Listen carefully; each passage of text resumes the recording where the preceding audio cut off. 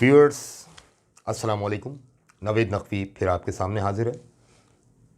Direct and indirect speech का topic है आज हमारा, और मैं इसमें पहले तो डिफ़ाइन करूंगा कि डायरेक्ट स्पीच क्या होता है और इनडायरेक्ट स्पीच क्या होता है।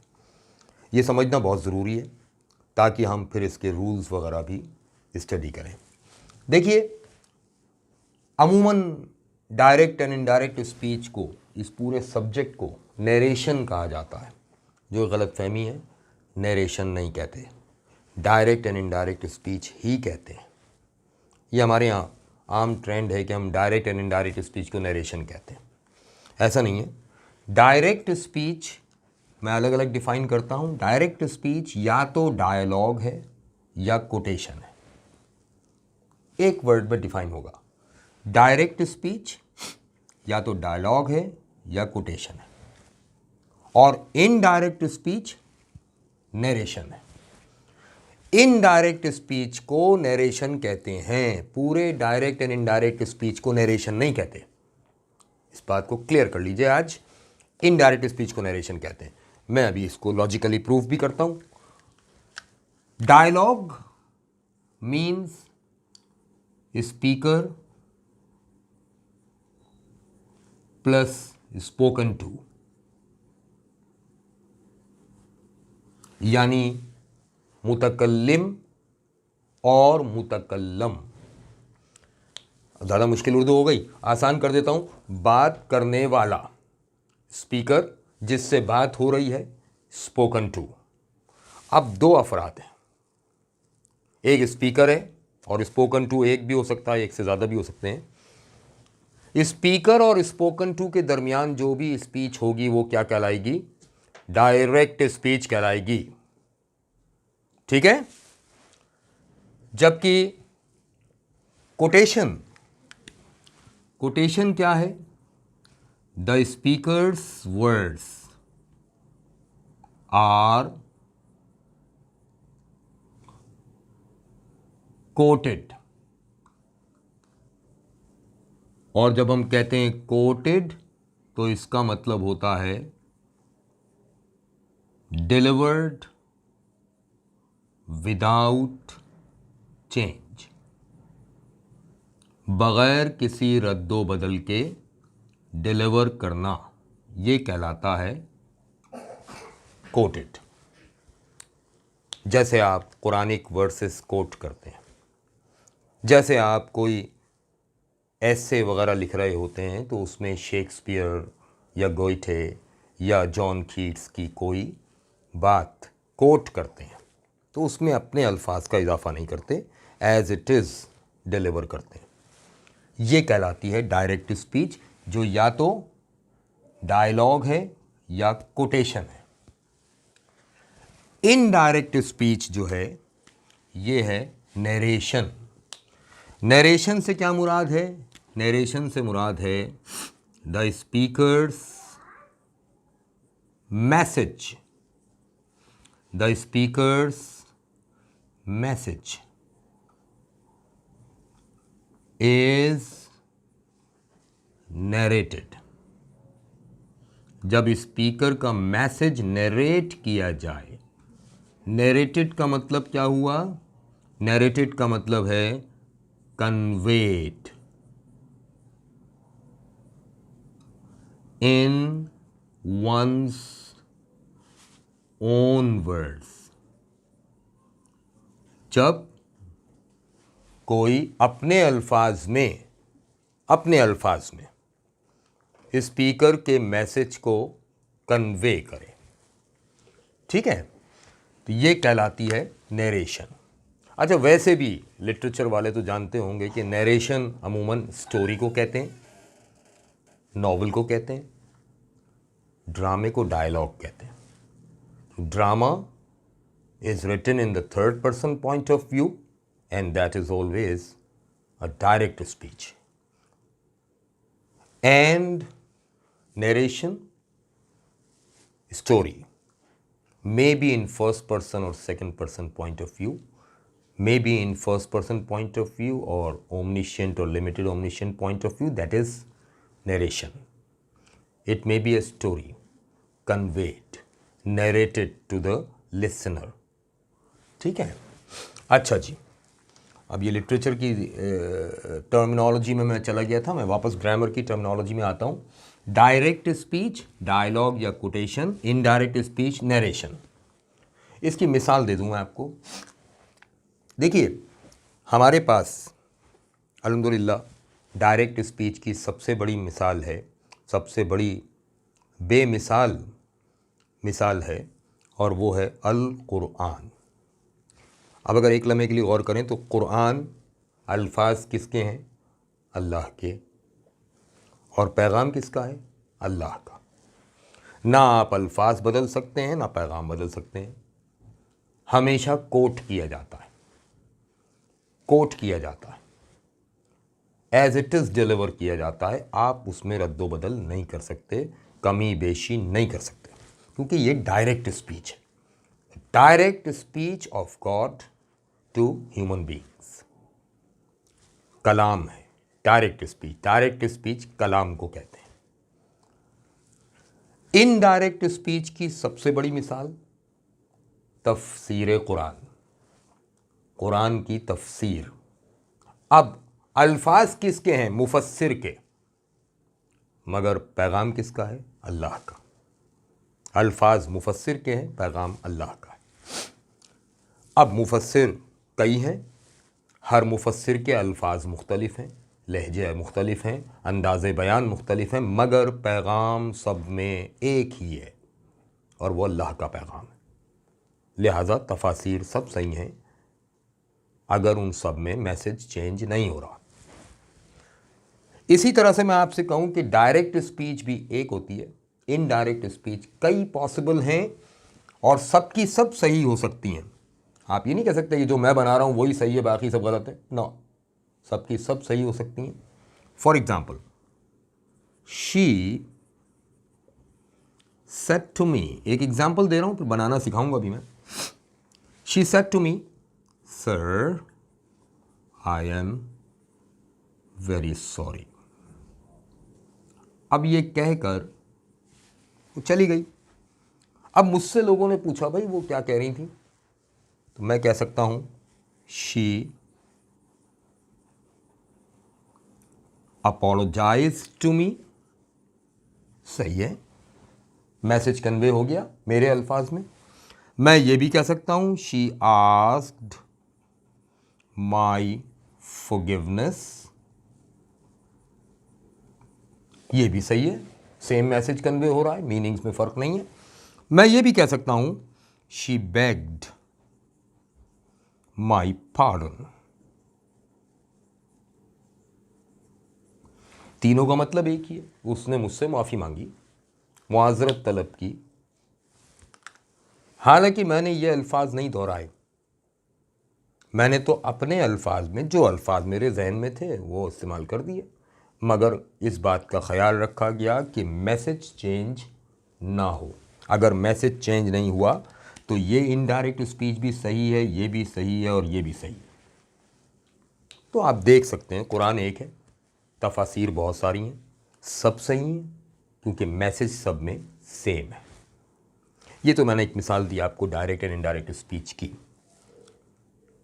अब आइए ज़रा एक डायरेक्ट स्पीच को पहले एनालाइज करते हैं, फिर इनडायरेक्ट स्पीच को एनालाइज करेंगे। देखिएगा, direct speech.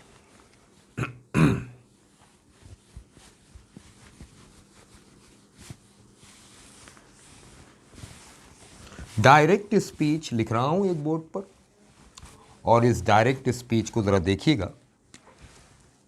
He said to me,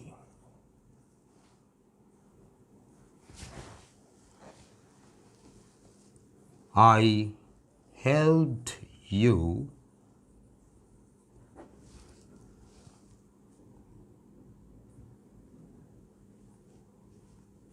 the day before yesterday.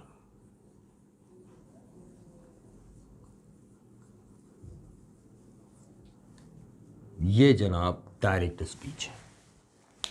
अब ज़रा एक लम्हे को यहाँ से वहाँ तक देखिएगा, कितने सेंटेंसेस हैं? तो अक्सर स्टूडेंट्स जवाब देंगे कि ये 2 सेंटेंसेस हैं। ऐसा नहीं है बेटा, फुल स्टॉप कितने हैं? 1। जब फुल स्टॉप 1 है तो सेंटेंस भी 1 है, क्योंकि फुल स्टॉप क्या होता है?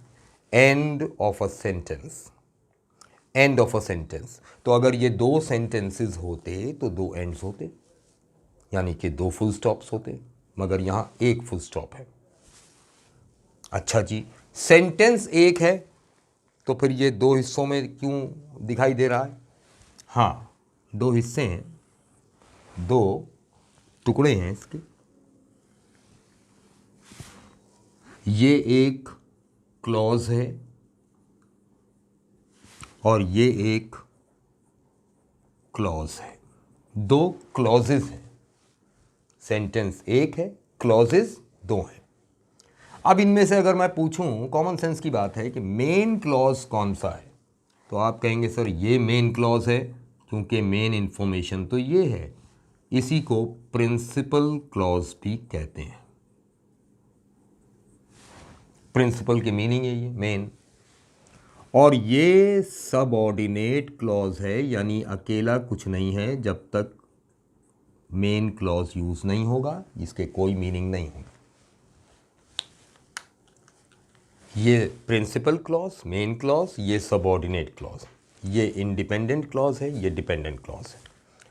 अब जो मेन क्लॉज है इसको हम नाम दे रहे हैं कोटेड स्पीच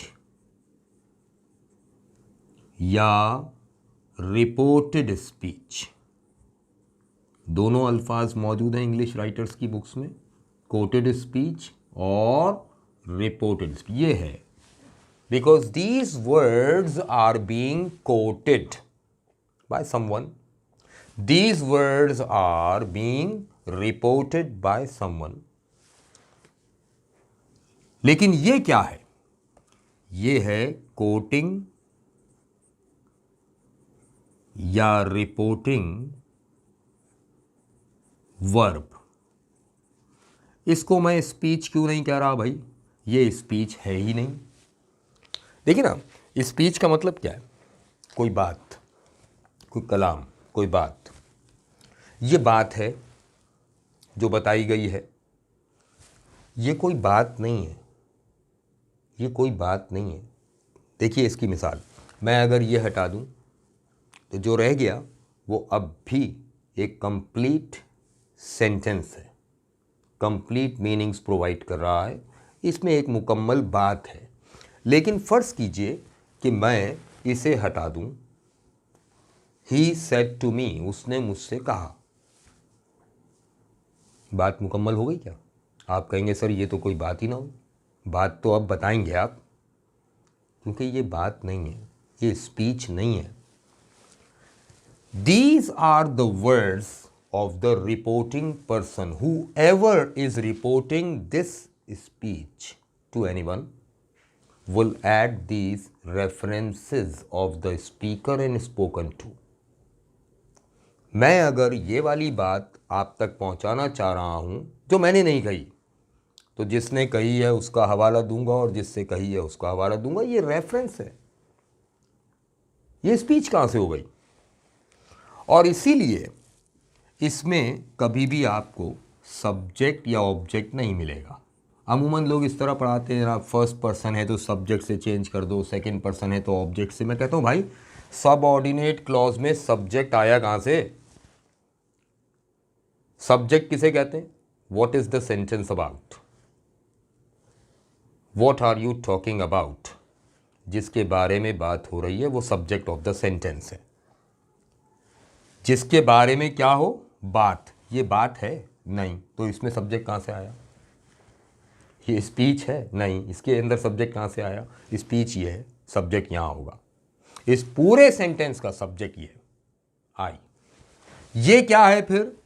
एजेंट है, डूअर ऑफ एक्शन, इस एक्शन को कर रहा है। लेकिन इसको मज़ीद मॉडिफाई करें तो पता चलेगा कि ये स्पीकर है और ये क्या है, ये ऑब्जेक्ट है, और यहाँ मैं इसे कहूँगा स्पोकन टू। ये बात कर रहा है, इससे बात कर रहा है, ये स्पीकर है, ये स्पोकन टू है। अरे भाई डायरेक्ट स्पीच कहते किस हैं, डायलॉग को। डायलॉग में एक स्पीकर होता है, एक स्पोकन टू होता है, ठीक है ना। अच्छा जी, यहाँ तक हम पहुँच गए। अब इन दोनों क्लॉजेस के दरमियान कुछ नज़र आ रहा है आपको, एक निशान है, ये निशान क्या कहलाता है, कॉमा। देखिए ये कोमा नहीं है, कोमा तो इसे कहते हैं, ये एक मर्ज है, डिजीज़ है, कोमा में चले गए, होश में ही नहीं है, ये वो कोमा नहीं है, ये कॉमा है। और ये इंग्लिश में कहाँ से आया, अरबी ज़ुबान से आया है कॉमा। बेसिकली अरबी का लफ्ज़ था कुम। कुम का मतलब है टू स्टे, टू स्टैंड, ठहरना, खड़े होना। इसी से बना क़याम। क़याम का मतलब आप जानते हैं, और जिस मैदान में जिस दिन हम एक साथ खड़े होंगे हिसाब किताब के लिए, उस मैदान को भी हम क्या कहते हैं, क़यामत। क्योंकि सब क़याम की हालत में होंगे, किसी को व्हीलचेयर नहीं मिलेगी। तो कॉमा, ये कॉमा जो है ना, ये क़याम है। It is a natural short pause, natural short pause. लेकिन ये यहाँ क्या कर रहा है, नेचुरली पढ़ के देखिए ज़रा, एक पॉज आएगा। He said to me I helped you the day before yesterday. यहाँ नेचुरल शॉर्ट पॉज आया, ये कॉमा है। लेकिन इसको मज़ीद मॉडिफाई करूँ तो एक्चुअली यहाँ पर ये क्या है, ये है replacement of conjunction. Replacement of conjunction क्या मतलब, देखिए ना, आम तौर पर जब आप कहीं से कंजंक्शन अवॉइड करते हैं तो अप्लाई करते हैं कॉमा। जैसे मैं बहुत सारे स्टूडेंट्स का नाम ले रहा हूँ, Adil and Akram and Aslam and Aliya and Ahmad and Abbas and Ali. तो आप कहेंगे सर ये इतने सारे and and and and and ना लगाएं, हटा देना। एंड है क्या, कंजंक्शन। हटाऊंगा तो क्या अप्लाई होगा, कॉमा। जहाँ जहाँ से एंड हटाऊंगा वहाँ वहाँ कॉमा लगाऊंगा। तो comma is the replacement of conjunction. और सुनिए, when a force is applied on a body then the body moves. अरे भाई जब वैन लगा दिया तो देन लगाने की क्या ज़रूरत है, आपने कहा सर ये देन अच्छा नहीं लग रहा, निकाल लें। ठीक है भाई, when a force is applied on a body the body moves. अब दोनों क्लॉजेस के बीच में से कंजंक्शन निकाल लिया गया तो क्या होगा, कॉमा लगेगा। Although she is intelligent but she will fail. हालांकि वो ज़हीन है मगर वो फेल हो जाएगी। अब यहाँ पर ऑल्दो आ गया तो फिर बट की क्या ज़रूरत है, आपने कहा सर ये बट अच्छा नहीं लग रहा, निकाल दें। ठीक है भाई निकाल दो। Although she is intelligent she will fail. ये जो बीच में नेचुरल शॉर्ट पॉज आया है ये एक्चुअली कॉमा है। बीच में कॉमा चाहिए क्योंकि आपने एक कंजंक्शन बीच से अवॉइड किया। यहां पे भी वही सिलसिला है। ये कॉमा क्यों है, क्योंकि यहां कंजंक्शन आना है। जैसे ही आप कॉमा हटाते हैं, कभी दैट लगाते हैं, कभी वेदर लगाते हैं, कभी इफ लगाते हैं, वगैरह वगैरह, ये सब क्या है, कंजंक्शन है। और जब कंजंक्शन हटाएंगे तो क्या आएगा, कॉमा आ जाएगा। ये कॉमा इसीलिए रखा हुआ है। और आगे चलें, आखिरी चीज़, ये जो निशानात नज़र आ रहे हैं आपको, ये क्या हैं, इन्हें आम तौर पर कहा जाता है इन्वर्टेड कॉमास। ये इन्वर्टेड कॉमास ना कहें तो बेहतर है। क्यों भाई, ये दरअसल कोटेशन मार्क्स हैं। अच्छा अब कोई ज़िद की बात नहीं है, आप इन्वर्टेड कॉमास कहते रहें, कोई हर्ज नहीं है, लेकिन लॉजिकल डिफरेंस मैं बता देता हूँ, उसके बाद आपकी मर्ज़ी है। लॉजिकल डिफरेंस ये है कि मैंने अगर ये जुमला लिखा कि एंडेमियन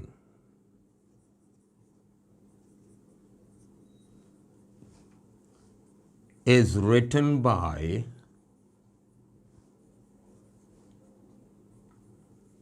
कीट्स। एंडेमियन किसने लिखी है? कीट्स ने, जॉन कीट्स ने। यहाँ भी यही निशानात आपको नज़र आ रहे हैं, ये देखिए, ये देखिए। आपने कहा भाई ये क्या है? अब मैं आपसे एक सवाल पूछता हूँ, क्या इन निशानात को मैं यहाँ पर कोटेशन मार्क्स कह सकता हूँ? क्या इन निशानात के दरमियान कोई कोटेड वर्ड्स लिखे हैं, कोटेशन लिखी है? नहीं। ये निशानात तो सिर्फ इस प्रॉपर नाउन को हाईलाइट करने के लिए इस्तेमाल हो रहे हैं, and that's all. Keats poet का नाम है, ये किसी की कोटेशन तो नहीं है। इन निशानात को मैं कोटेशन मार्क्स कह दूं? नहीं, ये इन्वर्टेड कॉमास कहलाएंगे। इन्वर्टेड कॉमास, ये इन्वर्टेड कॉमास कहलाएंगे। इनको मैं कोटेशन मार्क्स यहाँ नहीं कह सकता क्योंकि इनके दरमियान कोटेशन नहीं लिखी। इसी तरह से इनको मैं कोटेशन मार्क्स कहूँगा क्योंकि इनके दरमियान कोटेशन लिखी है, कोटेड वर्ड्स लिखे हैं। इनको यहाँ इन्वर्टेड कॉमास नहीं कहूँगा। अच्छा, यही नहीं, फंक्शन का भी फ़र्क है, यूज़ का भी फ़र्क है। यूज़ देखिएगा, कोई भी पंक्चुएशन मार्क हो, कॉमा हो, फुल स्टॉप हो, क्वेश्चन मार्क हो, साइन ऑफ एक्सक्लेमेशन हो, एनीथिंग, कोटेशन मार्क्स के हमेशा लेफ्ट पे आता है। देख लीजिए, कोटेशन मार्क्स के हमेशा लेफ्ट पे आता है। यहाँ ये कॉमा कोटेशन मार्क्स के लेफ्ट पे आ रहा है, यहाँ ये फुल स्टॉप है, क्वेश्चन मार्क होता, साइन ऑफ एक्सक्लेमेशन होता, कोटेशन मार्क्स के लेफ्ट पे आता। लेकिन यहाँ इन्वर्टेड कॉमास के राइट पे आता है, इन्वर्टेड कॉमास के राइट पे आता है। ये बात याद रखिएगा, फंक्शंस का फ़र्क है। तो व्यूअर्स, आज हमने देखा कि एक डायरेक्ट स्पीच को एनालाइज कैसे करते हैं, कितने क्लॉजेज होते हैं, किस क्लॉज को क्या नाम देते हैं, दोनों क्लॉजेज के बीच में कॉमा क्या काम कर रहा है, सब्जेक्ट कहाँ है, ये रहा, नहीं ये रहा। मेन क्लॉज में, सब ऑर्डिनेट क्लॉज में सब्जेक्ट नहीं होगा, सब ऑर्डिनेट क्लॉज में मत तलाश कीजिएगा, मेन क्लॉज में सब्जेक्ट होगा। ये तो स्पीकर है, ये स्पोकन टू है, ये रेफरेंस है स्पीकर और स्पोकन टू का। असल बात तो ये थी, ठीक है ना। ये सारी बातें हमने आज जान ली। अब नेक्स्ट लेक्चर में आ रहा हूँ मैं इनडायरेक्ट स्पीच लेकर, और इनडायरेक्ट स्पीच कैसे बनानी चाहिए और उसमें कौन से रूल्स अप्लाई होते हैं। इंशाल्लाह ताला नेक्स्ट लेक्चर का वेट कीजिएगा, और इस लेक्चर को, मेरे चैनल को सब्सक्राइब करना और लाइक करना ना भूलिएगा। आपकी मोहब्बत है। शुक्रिया।